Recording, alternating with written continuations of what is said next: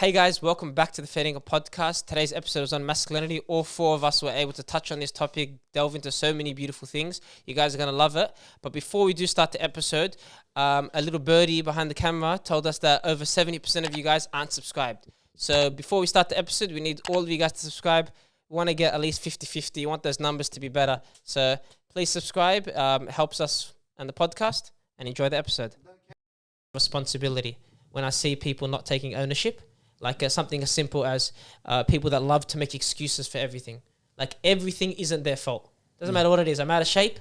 It's because of this person. I failed this. I don't have enough savings. I didn't get this girl. I'm not married. And it's all the community's fault and nothing's on me. And it's like, obviously after reading Extreme Ownership, you guys all know, like by Jocko Willink, it's one of those things where it's like, you can't make progress unless you take responsibility yourself.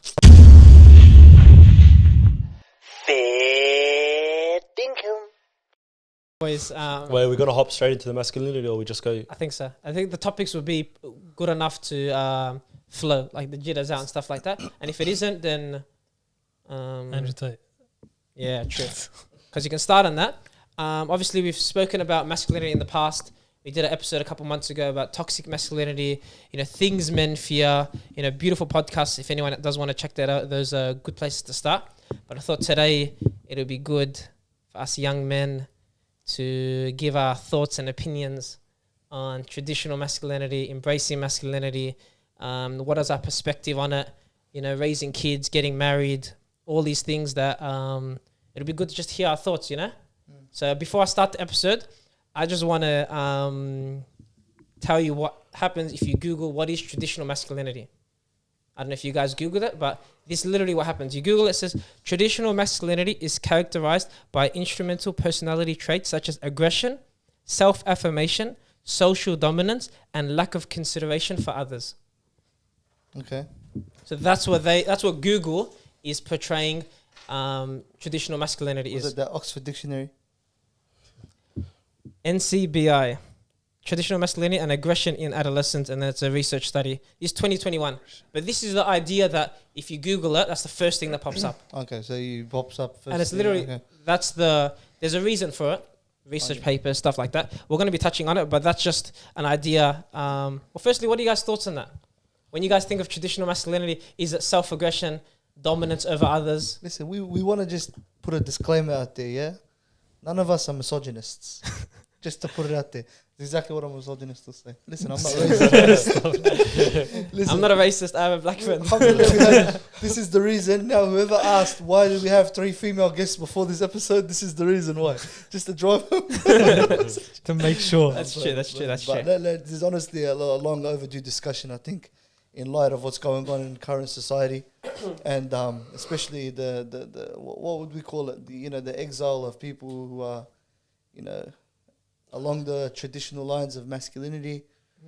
I think that it does need to be discussed. You can go ahead and ask the question again. I think my apologies. Even just the idea of freedom of speech, freedom of opinion. Everyone in the world pretty much, push this idea, at least in the Western world. You're allowed to have an opinion on anything, and it's obviously everyone's right. Whoever listens to this podcast, can be like, I agree with Legendary, I agree with Ali, I don't agree with Sahel, I don't agree with Ashraf. That's literally the world, and every single person is going to have an opinion on life through their own experiences. It will be kind of boring if every single person in the world had the same opinion. Exactly. And these are basic things. This is like what type of man I want to become. Obviously that works with different relationships, different households. Nothing wrong with it. Give your opinion, and if you want to comment your opinion, don't, because we're not going to read it. Yeah. No, I'm joking. I'll probably get deleted. But just back on that, just on the basic premise on traditional masculinity, are these the type of thoughts that synonyms, words you kind of use when you think of traditional masculinity, or do you guys come from a different perspective? So the words we're referencing here is like aggression, protector, provider, all that kind of stuff. Yeah? Here, at least with Google, it says aggression, self-affirmation, social dominance, and lack of consideration for others. I think that's toxic masculinity, to be honest with you. These blokes are kind of like pushing that same rhetoric of toxic masculinity to basically cover the whole length of what masculinity is and is it or isn't. And I think that's problematic, because then we start to dilute what the true meaning of these statements are. So now all of a sudden going, okay, if you have any kind of aura of masculinity about you, you know, you're, you know, a guy's guy, in quotations, you know, you like sport, you like to be a little bit more like, you know, because obviously there's traits that we have as men. We enjoy, like, you know, wrestling, sport, physical, you know, competition. like that competition, you know, that, I was going to say violence, but I can only speak for myself in that regard. But, you know, there's this essence that kind of categorizes us, well, not all of us, but some of us. And for them to go, okay, listen, the way you are is no good. That's a toxic trait. That's something that you shouldn't have. Yeah, why don't you just have a nice, calm read of this book on the corner instead? You know, just, you know, be more feminine for a change. You know, I don't see the benefit in, you know, muffling the voice of men who are like that. I do see when we categorize people as toxically masculine, or like whatever that means. Whenever we see those type of brothers that walk around, you know, like that try to flex their dominance on other people, which is what that thing is basically defining, which is somebody, you know, when they shake your hand, they try to grip it extra firm, or they try to like puff their chest up at you when they see that kind of stuff. I'm like, you guys need to chill. You know, that kind of, how do I say it? That insecurity in a sense, almost. Yeah, that's the word. Yeah. That insecure masculinity, that kind of stuff. I agree. Just, you know, just everyone needs to chill on that. But when it comes to things such as just natural masculinity, like traits that we have, you know, that inclination to be a little bit more of a protector or a little bit more of a provider. They want to be on the front lines, you know, courageous, brave, you know, something that the Prophet ﷺ had, you know. So the Rasul ﷺ, if he was just sitting down in the corner and like would you know, how would we categorize that? You know what I mean? Like there were Sahaba that were a little bit more soft, but they also had that bravery about them, you know? So look, I'm going to allow somebody else to speak before I start getting myself in a hole here. Yeah. I honestly didn't know there was a concept out there of traditional masculinity. Hence why yesterday when I asked in the group chat, guys, what's like your definition of like traditional masculinity, or like where do you derive that sort of opinion on? And I was just searching right now while I was on my phone, like sort of the difference between traditional and like toxic masculinity. And on Susa's point there, toxic masculinity, I guess it's more so derives from, as he said, the insecurity. But on top of that, it's like the need to be masculine in the face of society when it's not necessary. Like you don't have to show off that you're a man when society's already showing that off. But also I feel like the concept of toxic masculine gets thrown out very easily lately. You know what I mean? When a guy is in touch with his, I guess, masculine side, you know what I mean? If he is in touch with that, then everyone just jumps on him and be like, nah, this guy's toxic for no reason. You know what I mean? But where does that stem from? It may come from the idea that they're pushing, not they are pushing, like there's some sort of conspiracy or whatever, but I don't know, society in general has become soft in a way lately. You know what I mean? I think that's where like they break down like traditional and modern masculinity. Yeah. And now I think their definition of traditional is more of the toxic, where it's like self-dominance over others. For sure. It's the aggression, and these are the things that they say is toxic. You know, it's, self-dominance over others, yeah. Aggression is just a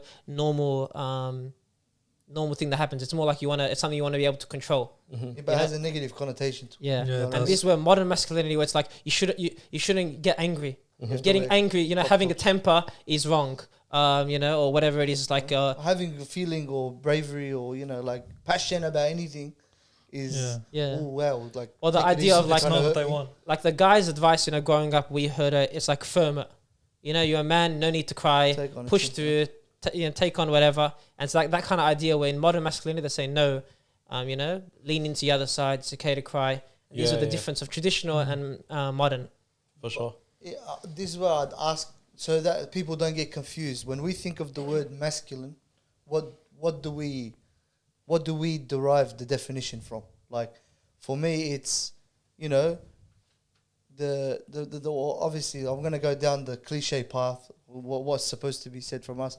We have the greatest man to ever walk the earth, or the greatest creature to ever walk the earth, the Rasul Sallallahu Alaihi Wasallam. You know, he's what a man should be or aim to be.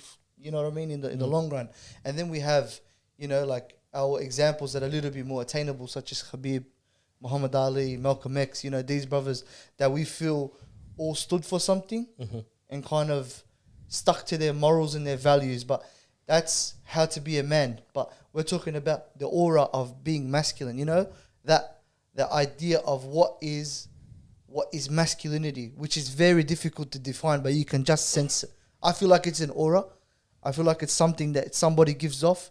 And for some people that are insecure, they might see that as, well, it's too much, you know, that's toxically masculine. And we've had this discussion before.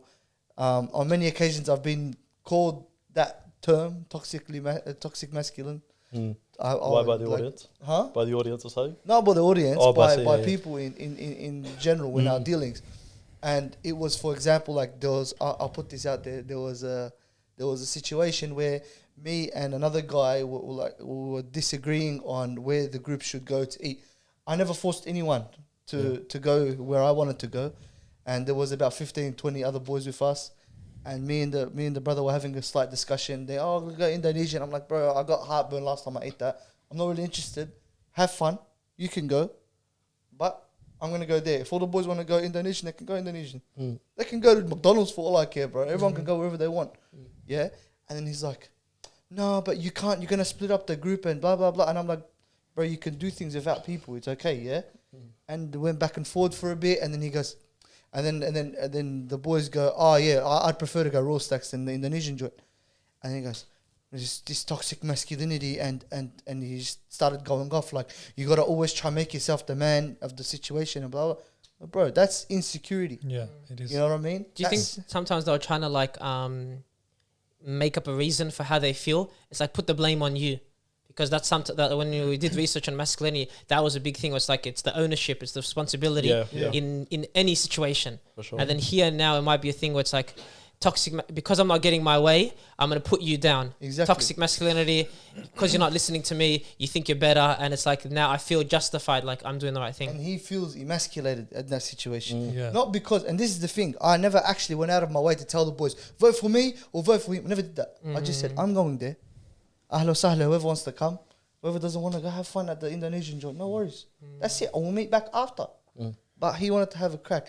And this is where I look at the situation and I go, okay, if you're emasculated by a situation, there's a way to describe it. You allow your surroundings or situations, or you allow your masculinity or your ranking or your level of masculinity to be derived on other people and how they feel about you or how they address you.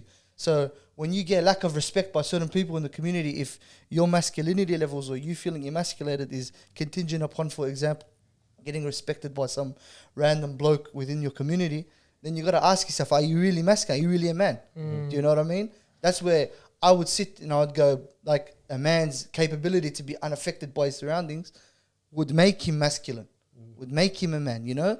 That capability to be, you know, calm in the eye of the storm. Yeah. You know, to be able to go, okay, stuff's not going very well right now, but inshallah we'll get through it, and let's find a way instead of complaining and sitting down crying in the corner, because that's the trait of what a man or what a masculine man should be like.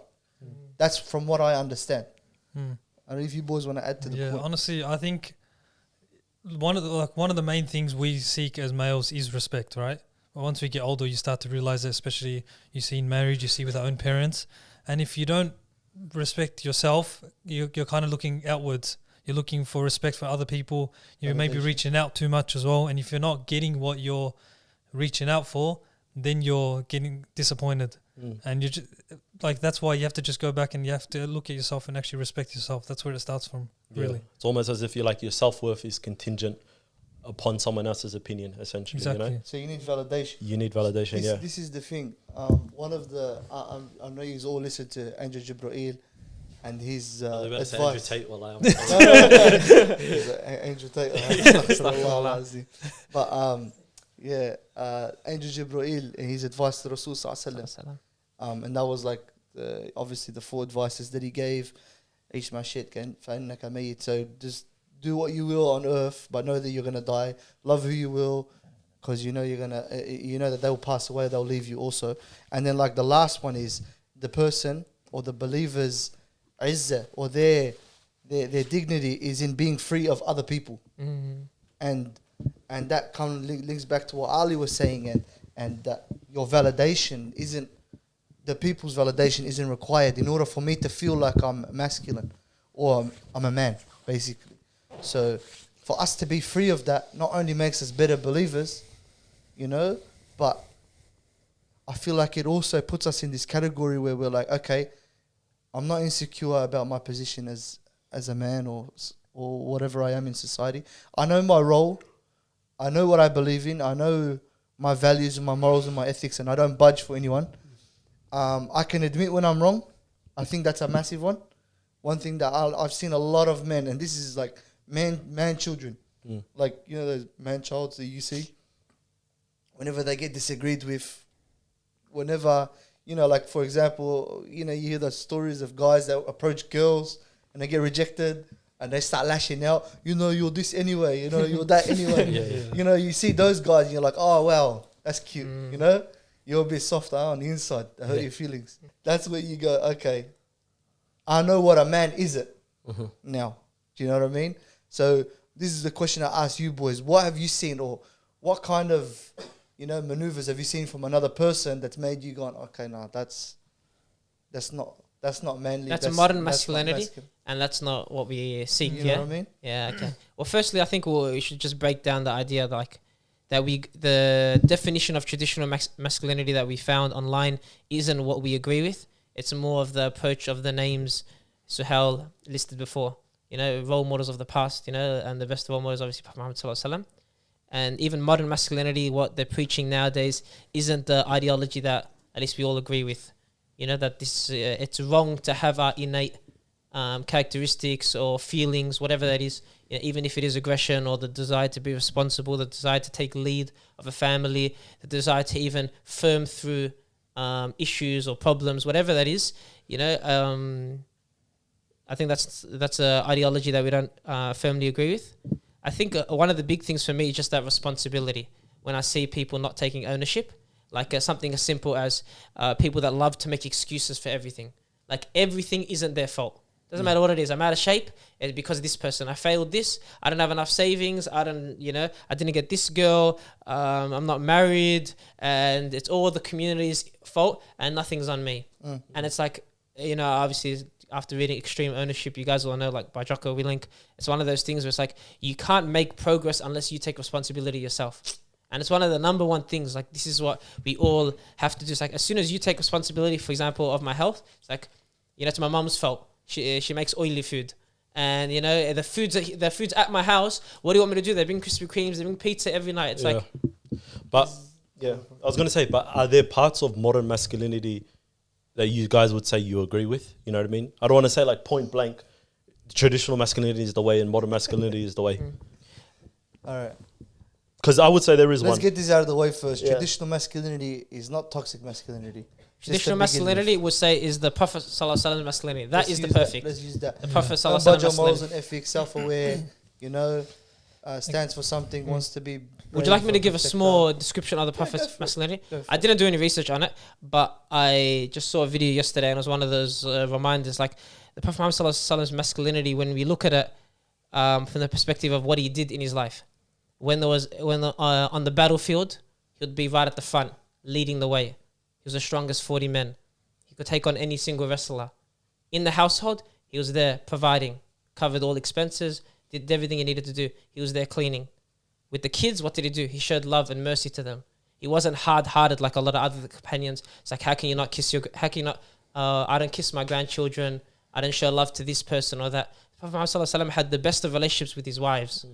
But then battlefield, when people disrespected him, he had a calmness. He had an anger just like Umar ibn Khattab. It's a normal thing to get angry. You know, people did the wrong thing, but what was he? He was forgiving. Yeah. He took responsibility. He was forward-thinking, goal-oriented.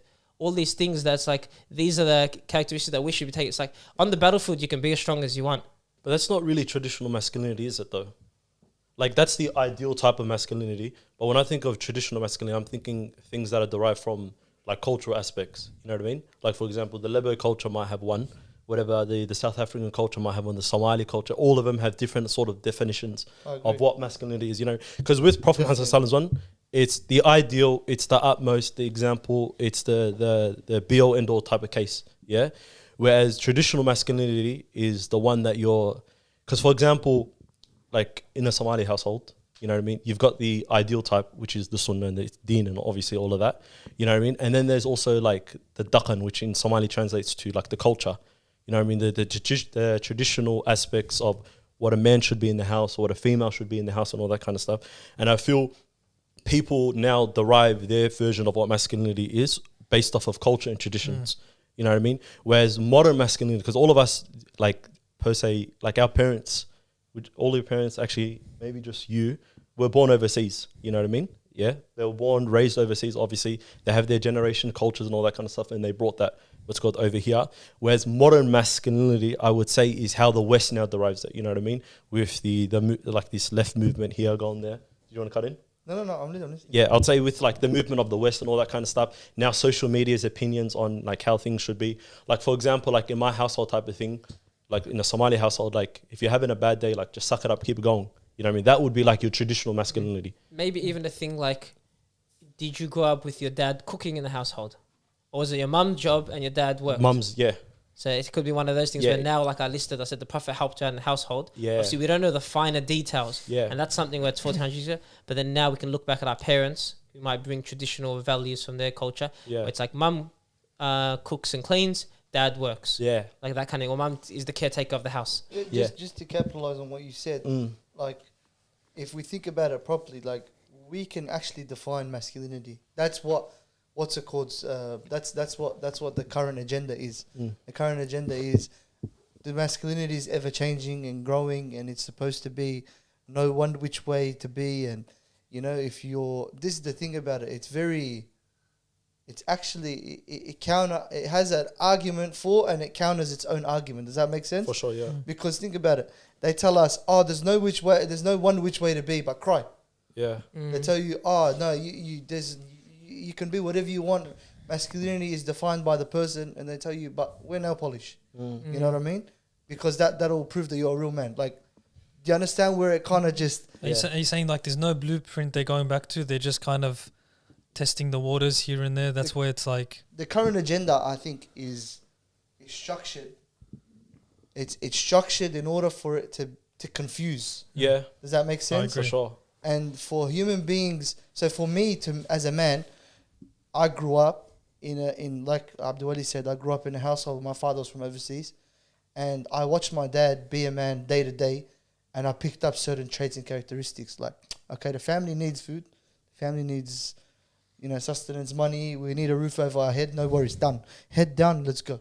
If we don't have that, like, we can't rely on my mum by herself, because that's basically the father's job, or has been the father's job, according to the way he was raised and according to the way we were raised, or that we grew up. Yeah. So when I look at the situation for what it is, and I'm like, okay, so why are we blurring the lines here? What's the overall goal of blurring the lines and telling men, you can be more feminine? Yeah. Us, like those girls on those podcasts, twirl their hair, like, we really love guys that are feminine, in touch with their emotions, and blah, blah, blah, blah. Like, look, we can be in touch with our emotions, no problem. Yeah, no worries. But what benefit does that do for anyone? Yeah, that's true. Yeah. Like, this is me, how I've been raised. I ask myself, like, me expressing my emotions about situations and telling people, I feel so depressed, I feel down, and this person's not a licensed counselor, or this person doesn't have the antidote to my depression, or they actually don't have any answers to my questions. All they want to do is be a lending. Yeah, I understand. I get the what's it called, the rush of the chemicals in the brain and so on and so forth, to have someone listen to you and that. Yeah. But then I go, okay, like, what was the benefit of this conversation? Yeah. Do you know what I mean? For sure. The more I talk and express, the less you think of me. Yeah. But that often, I reckon, comes from like problems that start within, I guess, a traditional household. You know what I mean? Like within a traditional household, there isn't that ability to like speak and express your emotions and all that kind of stuff. But also like with the toxic masculinity, because I feel like also toxic masculinity, it stems from a couple of things as well. It might be like trauma, and you know how like Abu Taymiyyah was saying on the episode where he goes, oh, like the uprising of like guys like Andrew Tate and all these other like heavy, is it left wing people? Yeah. Is as a result, right wing. Yeah, right wing people is as a result of the hard pushing from the left side. You know what I mean? And it's also the same with like, I guess, toxic masculinity to a degree, you know? Yeah. It's like, it's why do girls when they leave their house later on in life, you know what I mean? When they get to an age of their independence and whatnot, why do they sort of like rebel and then they go hard on what their rights are? You know, it's like, why do guys later on type of thing, why do they become aggressive to a nature?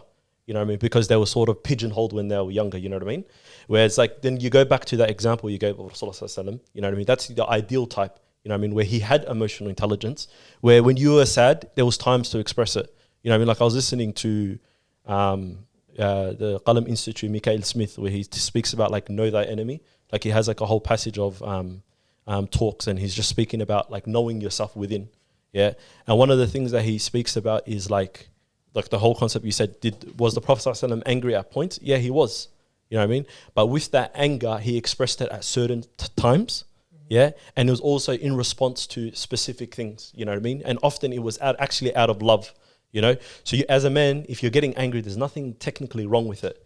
You know what I mean? Because if like you get in a situation where you like, let's just say your mother gets disrespected, you know what I mean? There's certain times where you do need to be angry. You know what I mean? If anything, you'd be actually a coward if you didn't actually respond to that. You know, but then there's that times where, for example, if someone says something like, let's just say, going back to the story of the eating conversation, yeah, it's like that's where you got to relax and tap into and ask yourself like, where is this stemming from? You know, with the ego, because your ego got hit a little bit. To a degree, you know? I think it's a lot. It's got to do with controlling your emotions. Like firstly, understanding your emotions, but also controlling in certain scenarios, especially pressured scenarios as well. That's what we have to deal with as men. And I guess that's something you have to develop. And it's also solution-based. You have to think. You can't just always think about, you know, I want to be heard, I want to be heard, I want to be heard. But then if it's not going anywhere, then it's useless. Exactly. I had a question. Have you guys ever questioned your manhood? In terms of what? You asked this question in the group chat, bro. Yeah. I want to know your actual opinions on it, though. Because you know the only time I haven't questioned my manhood, per se. You know what I mean? Yeah. Anyway. You want to be heard? Nah, but like the only time... Like I've always gone of the opinion like the world is just black or white to a degree. You know what I mean? I'm a guy, things are like this, and then a girl does this and all that kind of stuff. You know what I mean? But I feel like even like these conversations about masculinity, the uprising of guys like Andrew Tate and all that kind of stuff is sparking conversations about things that don't really need to be spoken about. Yeah. And I just want to know, do you think I'm wrong in thinking that way?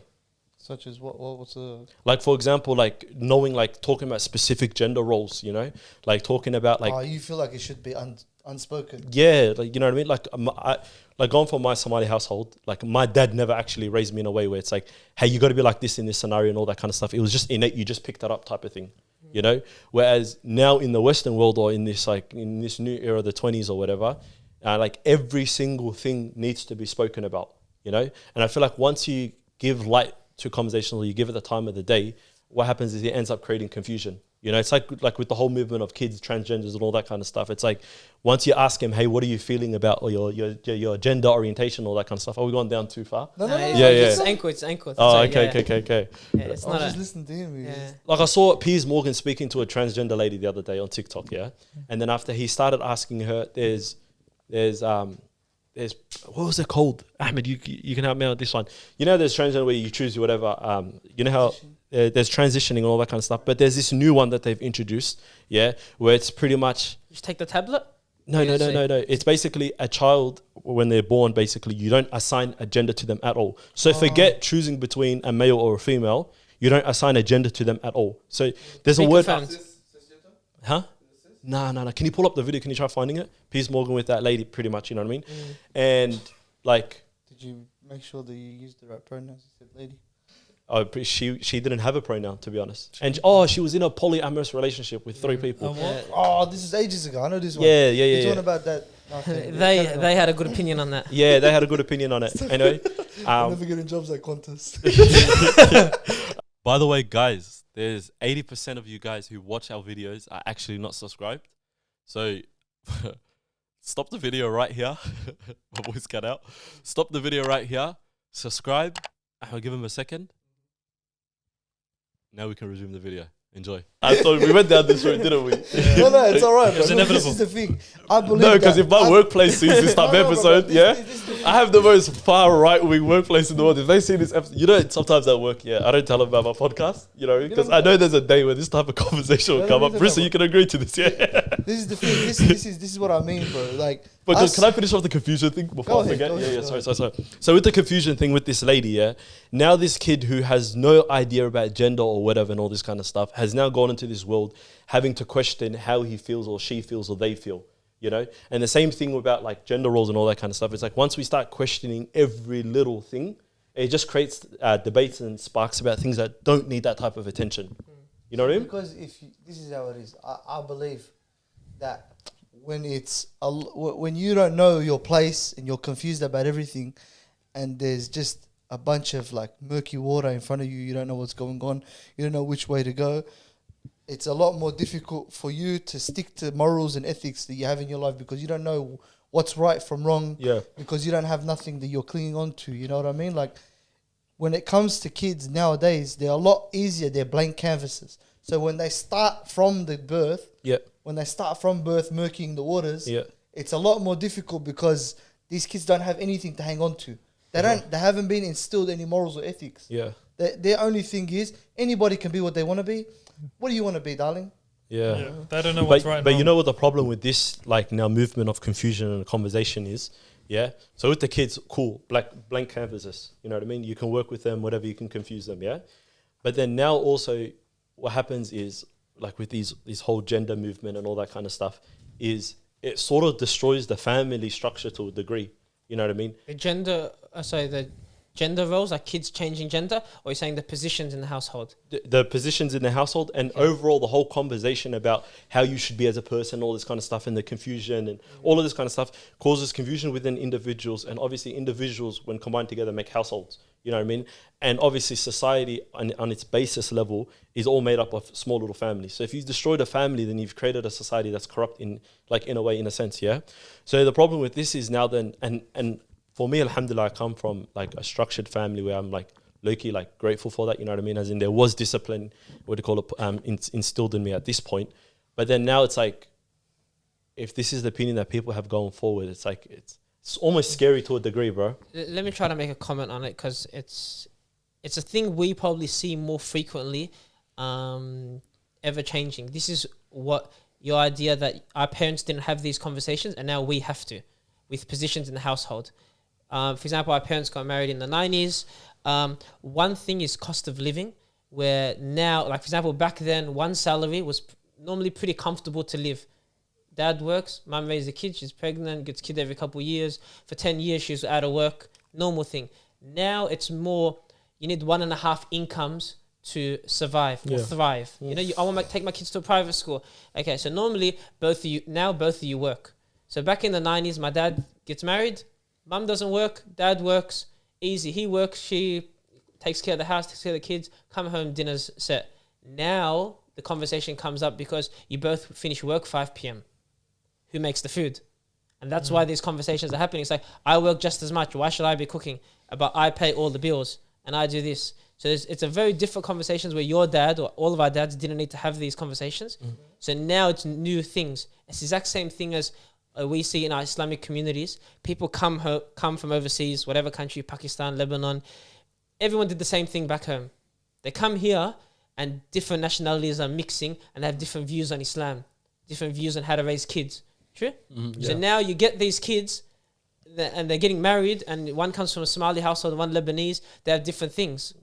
You know, so it's a very difficult thing. You probably have to have the conversation with your spouse about it because you can raising a household. No, just with this thing, like, okay, for example, some guys will be like, I'm not cooking or cleaning. Oh, You know what I mean? that definitely. And some are like 50-50, some are 50-50 with the bills. Whatever these stuff is, these are conversations that you kind of have to have. Yeah. But it is it's not an easy thing. Yeah. I was talking more from the sense of, like, what makes you a man and all that kind of stuff, you know what I mean? Like the emotional side of things and like the stuff that you see nowadays, like, in current day media. You know what I mean? Rather than the relationship aspect of things. From the relationship aspects, the communication, 110%. I think our parents didn't bring this up because it wasn't threatened at the time. Yeah, It's like, masculinity is literally on TV getting threatened. Don't be a man, modern masculinity, what they're preaching. Like, it's a joke how far they're going to make us less manly. So our parents didn't go through the same thing. Yeah, I don't true. know. That's why. Correct me if I'm wrong. I don't know if you boys have seen this, but a lot of the NBA players and a lot, like the guys that push the culture for men or the people that we look up to, I feel like they've kind of, like even Israel Adesanya is the perfect example, yeah? They've taken what we think is the idea of a man, an athlete at the peak of his conditioning. Fighter. They're Strong. fighter, strong, he's belting everybody, he's Disciplined, champion. yeah. He can go toe-to-toe with anyone in the world and he'd come out on top. We're talking about what we believe or what we had valued for the longest time as the peak of masculinity. And they've gone, let's sprinkle something on top of these guys here. Like they go, oh, no, but the fact that you can wear French tips on your fingernails now and wear a pearl necklace, that makes you more of a man because you don't care what anyone thinks. Because you wear flare pants now and because you walk around, with a crop top on, you're more of a man because you're not insecure about your manhood. You're expressing yourself. Do you understand how it's kind of like the waters have been murkied now? Yeah. Because they've taken what we've looked at as, the pinnacle of manhood. Yeah. Which is athletes. Well, which is why when I see this or when I hear about these people doing this, I'm like, you know what? The pinnacle of manhood isn't a guy bashing his head into a wall or shooting a basketball better than the next man. It's what like somebody like Khabib and Muhammad Ali used to stand for. When if we're in relation to athletes, somebody who had morals, ethics, like Muhammad Ali went to prison in his prime. Because he didn't believe in going to war in Vietnam. Yeah. He went, bro, this guy goes, you know what, surrender all the thing that I've worked for my whole life. I'll surrender it just because I have values, morals and ethics that I'm going to stand on. And I'm going to go to prison. Even though it's unjust, and you guys all know it's unjust, no worries, I'll do it. That's just to show you how much I am standing on my morals and my ethics. And then you got Khabib at the end. Like it's not even about him not dressing flamboyantly like everyone else. He busted out the Dior shirt on the Nelk Boys podcast, whatever it's called. He's got, he's got his little dabbles in whatever. I know, I understand what you're saying, but when it comes to like grabbing like the people that we've always looked at as the pinnacle of manhood, who every man looks up to athletes, bro. Everyone, whenever we talk about guys, we look up to, we say Michael Jordan. We say Mike Tyson, we say this guy, we say that, but they're all surrounded around what? Around sport. And then you've got these guys who are in like the highest things and, like I'll give you names because it's probably better if I name the person that I'm talking about. Israel Adesanya is number one, middleweight champion, just knocked out one of the most scariest strikers on the planet. And he did it, like this guy went stiff, cold, yeah? And he's walking around with a pearl necklace and French tips in his fingernails, telling everybody, it's because I do what you want. Why are you mad for? Ha ha. I'm, you're not this, you're not that. Then you're looking and you're like, you don't actually need to do all that. Yeah. You don't need to do all that. And this is where the confusion comes in, because now everybody's looking at him and going, you know what? I kind of like the way that pearl necklace looks on him. Traditionally, who wears it? Marge Simpson. Yeah, true. The wife of the household, Yeah. the cooking, cleaning, it's associated with the mother of the house, and like, honey, I'm home, like all those old school movies that they had.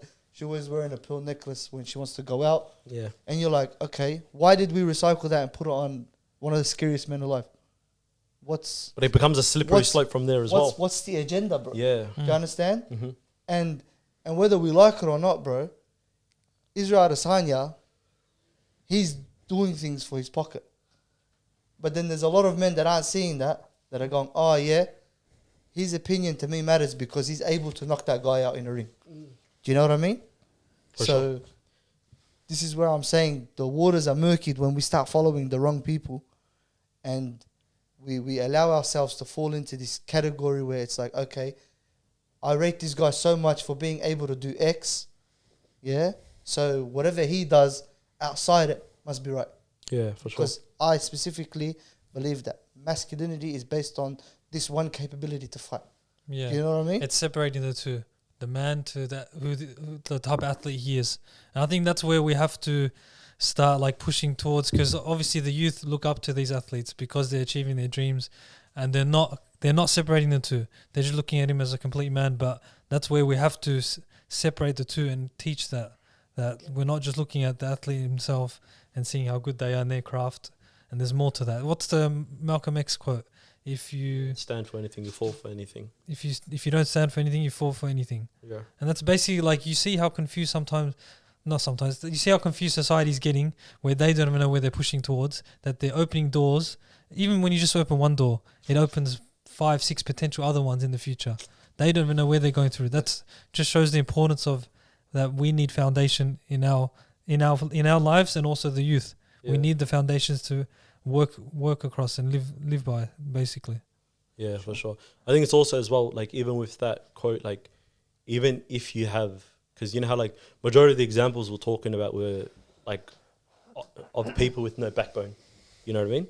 They didn't stand for anything, so obviously that confusion was easy for them to seep into. There's like certain traits that you see in other people that you go, okay, cool, I'm going to try and stay away from that, because as I say, like emotional regulation is another one.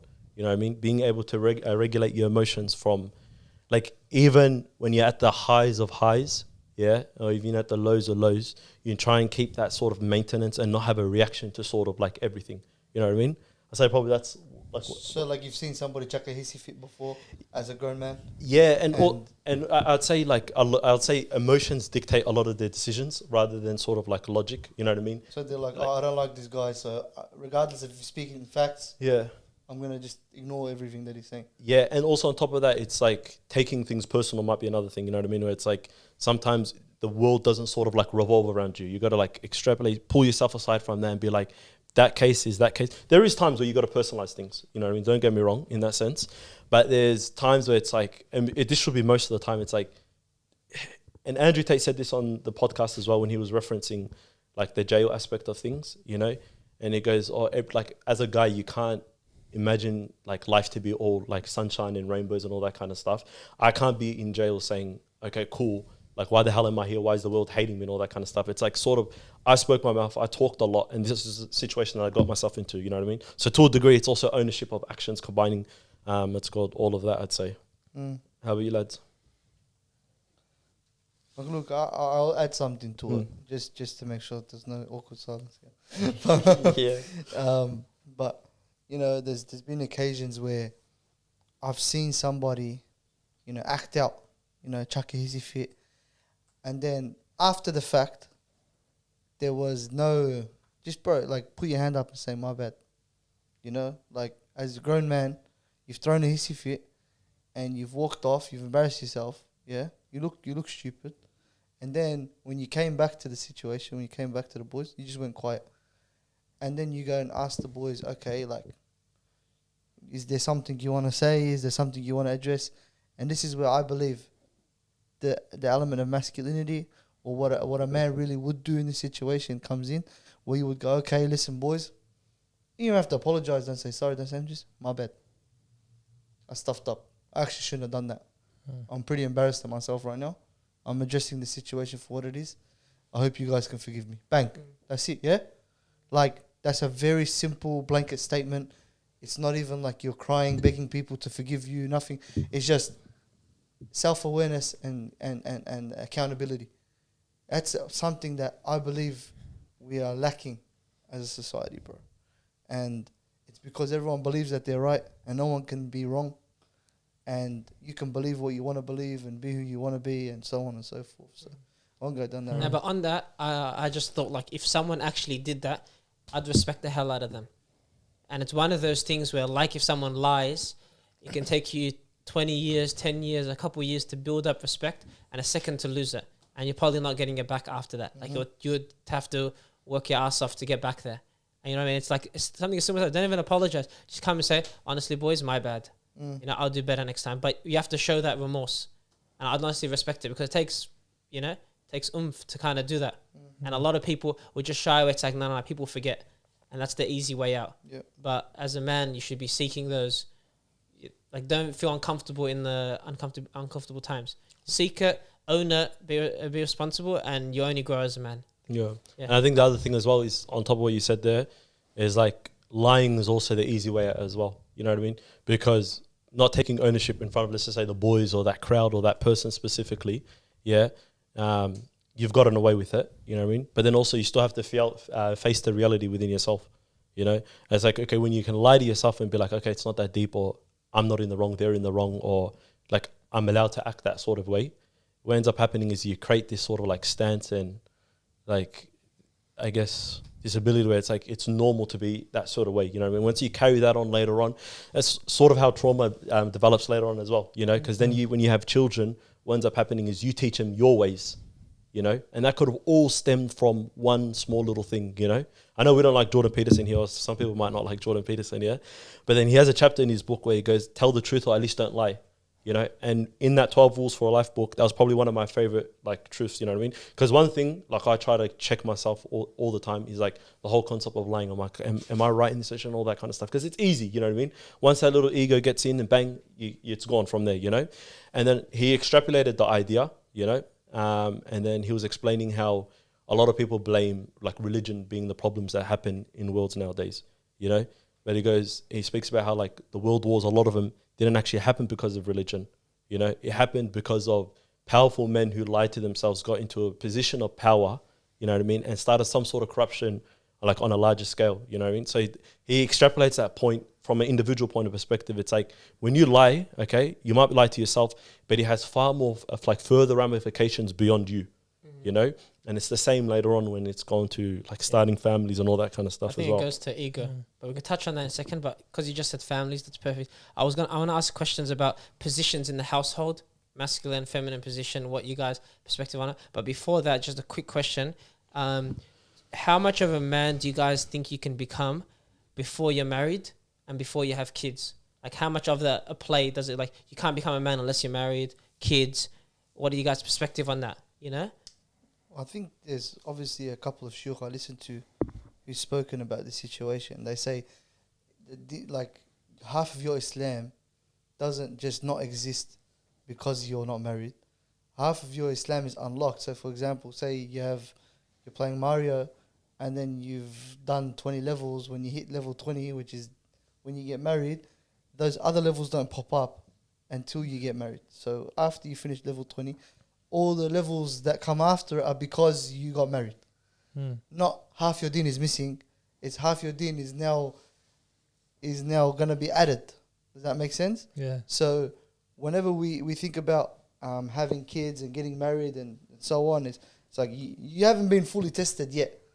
You know, like you've been tested in a way, but there's gonna be a bigger test, which is you're dealing with a whole other human being. You're dealing with raising human beings, and everyone knows how, you know, the magnitude of that. So when I think about like how much of a man can you really be before you get married, I think you can only be half the man you are, to be honest. That's what my answer would be, bro. You probably know more than us in terms of this, but then like I can just imagine, like, because obviously married man, he's learning a lot and probably surprised how many things he had to actually consider, like now the situation is in and the challenges, different challenges compared to us. But I can even just imagine like the process of what you were thinking till now about, okay, I'm going to get married, so I have. And you're doing short courses, you know, you're getting advice from your friends and family of like, okay, I need to consider this, I need to look into this, I need to learn more specific topics of my deen. But then it comes to the moment, it's like, okay, I did not expect that. I did not expect this. It's like, what do I do from here? Then you kind of get shocked because, like Sahal was saying, I feel like you can only learn so much until the point comes. And then in the moment, you just have to deal with what you have. And you just learn as you go. That's just how it works. Especially with like the two situations of getting married, and I can imagine having kids is another one. So, as you guys know, two of my friends, one of them's having kids, one of them already has a kid. Shouldn't have. No, but then I'm talking to them a lot. A kid? Not me, bro. That'll be awkward, huh? Nah, You know, yeah, I'm talking about you. They don't listen. so no, they don't listen. Yeah. But they're subscribed, so you guys should be too. So then, That's obviously, like I'm talking to him often, and we're the same age. So obviously, we're dealing with different challenges, of course. But then, when he explains it in details of the challenges that he goes through, of course, he's only limiting how much he's explaining because he can only say so much about what he goes through. But it just shows me that you don't know what's going to happen until the challenge arises. And there's a lot of variables: the person you marry, the situation, the place you're living in, the city. There's a lot of things. So I think we just have to accept that challenges are going to arise and that we deal with it head on, basically, Yes. and take extreme ownership. Of Oh, Mr. Married Man, tell us. Okay. What's your Actually, opinion? No, go. No, we Give, need give us from the You asked opposite the point of question, perspective. Quav, do you have an opinion about it? Nah, because it's an interesting thing. I think one thing that someone, like, you always talk to someone else, like, for example, me, newly married, or you're not a man until you have had a kid. Like, someone else who just had a kid, then they'd say you're not a man until you marry off your daughter, and then until you have multiple kids, until you're you lose a parent, and then you're not a man until you're a grandparent. Like, there's all these different levels that you will go through in life, and you don't want to have the perspective. It's like you can only be a complete man at that level. And, like, for example, maybe 50% open now. We'll say even like 30%, and then when you have a kid, it goes 40, and then later on, it just keeps opening up. So the goal is obviously just to be the best at what you can, that percentage. I think marriage forces you to take on masculine rights and responsibilities. Like, as simple as being the provider. Like, for example, my wife's not working now. Who pays for everything? And then it's like, okay, then you also test it. It's like, okay, you pay for everything. That's your responsibility. Do you help out around the house? And do you do anything else? Or do you say, no, that's not my right? And that's where you kind of test it as a man. It's like, okay, what type of man do you want to be? Do you want to be the helpful one around the house? Do you want to be, pick up my feet? That's not my responsibility. That's yours. What type of relationship do you want to have? It's also just trying to understand the other person's perspective, life. Like, you're literally living with someone else. Like, it's a big thing to do, and there's so much learning and patience that comes with it. No. So obviously it's just a test of character every single day, being patient. But I think marriage speeds up the process and gives you new challenges. It's like you said, like, level up. That's all it's going to do. It's impossible. You're not going to level up with your sister or your mom or whatever at home because it's your dad's responsibility. You can just leave your sister. Who cares? Like, you know what I mean? It's a very different thing. Like, you are literally going to someone, dad, brother, saying, I'll take full responsibility of this person. Anything happens, anything that needs to get paid for, or expenses, their emotional well-being, Islamic, that's my responsibility. So that's obviously going to be a new challenge. And it's one of those things, it just speeds up the process, makes it, easier to also believe in your own masculine rights, because sometimes people used to put on other people's like, no, I'm taking care of my household. That means I'm a man. So it's a good thing, for people to do. It's an internal review, because before it's like, do people respect me? Do people do this? Now you say, take care of my house, have a kid, everything's covered. These are things that make me a man. Yeah. It's an easy thing to do. Before it's like, what is it?